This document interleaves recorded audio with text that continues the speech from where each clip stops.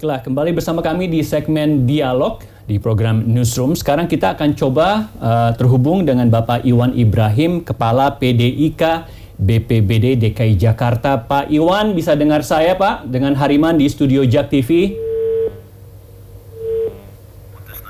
Oh, oke. Baiklah, terputus dengan Pak Iwan. Nanti kita akan coba menyambung lagi dengan Pak Iwan.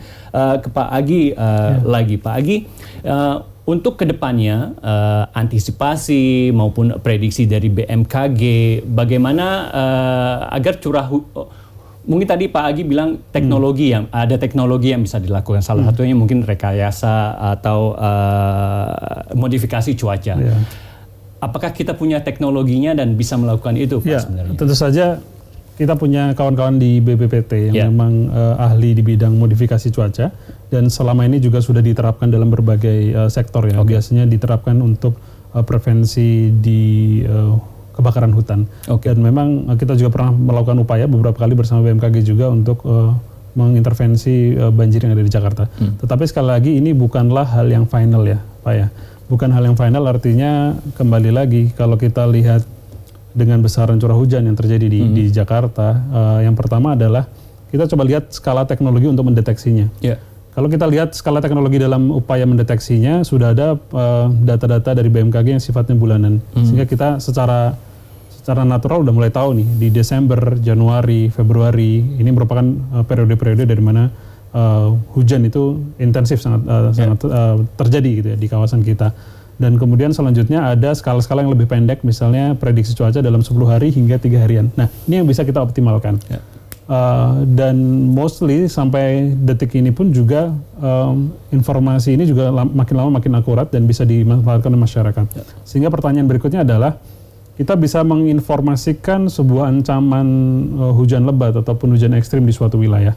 Tapi kemudian yang menjadi tantangan adalah bagaimana sebetulnya kita memanfaatkan informasi ancaman ini, ancaman hujan lebat ini, yang kemudian bisa diterjemahkan oleh masyarakat ataupun mungkin lembaga ataupun user, kita bisa menyiapkan diri ataupun action. Nah, ini yang kita sedang upayakan. Bahkan kita punya sebuah platform yang kita sebut dengan Impact Based Forecast yang menghubungkan juga dengan kawan-kawan kita di BNPB dan juga BPBD. Tetapi ini adalah learning proses ya. Kita anggap sebagai proses pembelajaran bahwa kita akan upayakan memanfaatkan teknologi prediksi, tapi juga secara bersamaan dengan kawan-kawan lembaga lain, bagaimana kita mengedukasi ataupun kita mulai dari actionnya apa dulu, misalnya dengan informasi ini, dan seperti menekan jumlah korban ataupun dampak itu pun juga sudah merupakan hal yang baik ya. Nah ini yang perlu kita kembangkan bersama-sama. Untuk musim hujan ini Pak, kemarin apakah datang musim hujannya ini agak telat?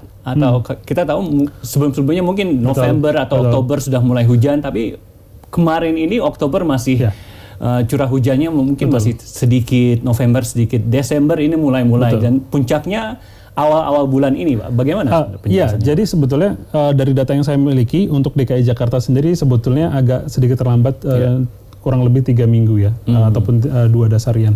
Nah, dengan data ini artinya sebetulnya ya tidak terlalu terlambat sebenarnya ketika kita sebutkan periode daripada musim hujan itu sendiri. Dan biasanya indikator pertama daripada musim hujan sudah dikatakan masuk ke kawasan kita selain curah hujan adalah kondisi angin itu sudah baratan, artinya sudah ada monsun Asia yang betul-betul mensuplai luap air ke kawasan Indonesia. Itu mulai di bulan kapan? Desember. Desember awal sudah ada signalnya, kemudian sudah mulai masuk ya. Dan kalau kita ingat di pertengahan Desember sudah ada genangan di Senayan kalau tidak salah waktu itu merupakan signal awal. Sehingga ketika kita mendapatkan tanda-tanda awal untuk menuju periode hujan sendiri, maka kita mulai harus siaga sebetulnya. Bagaimana kita mengecek gorong-gorong misalnya, kemudian pohon-pohon. Dan selanjutnya kita tidak sebutkan bahwa Januari ini sudah merupakan periode hujan yang kemarin ini sudah merupakan puncaknya. Karena sekali lagi bahwa karakteristiknya, kemudian pola-pola potensi hujannya masih akan sangat besar ya terjadi di Januari dan Februari. Bahkan kita juga mendeteksi di hari ini, di periode di atas tanggal 10 ada lagi sebuah fenomena yang kita sebut dengan penjalaran gelombang tropis. Dalam istilah ilmiahnya adalah Madden-Julian Oscillations.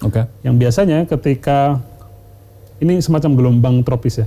Jadi ketika gelombang tropis ini masuk ke kawasan Indonesia, kalau dia musim kemarau, dia bisa memunculkan potensi hujan meskipun tidak lebat.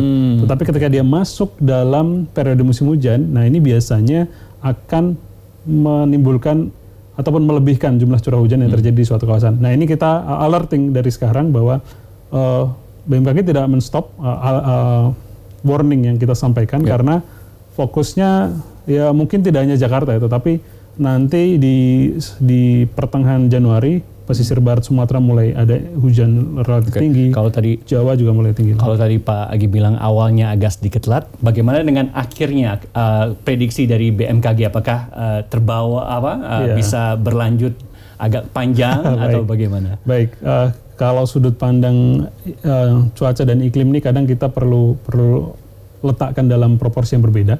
Karena ketika kita melihat contoh 377 mili jatuh dalam periode 1 hari. Padahal dalam wilayah-wilayah lainnya bisa jadi dia turun dalam periode 1 bulan. Nah kalau kita lihat di tahun 2020 ini ternyata signal sampai detik ini masih menunjukkan karakteristik normal.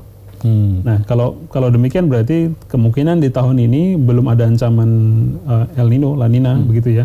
Artinya indikasi awalnya bahwa di 2020 kita akan mengalami karakteristik iklim yang relatif normal. Nah kalau demikian berarti sebetulnya pola-pola hujan yang muncul di awal Januari ini juga merupakan karakteristik normal daripada wilayah Indonesia.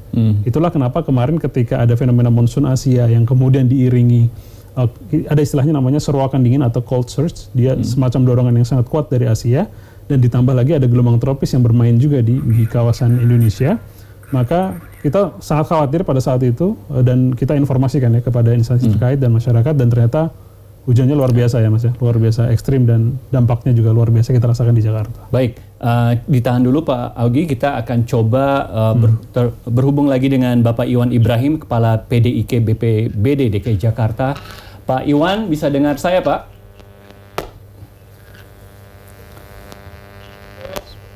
Pak Iwan?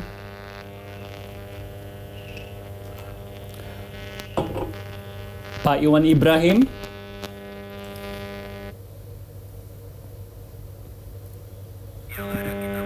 Baik, kita akan jeda dulu sejenak pemirsa, kami akan kembali dengan segmen penutup dialog. Usai jeda berikut ini, tetaplah bersama kami di Newsroom.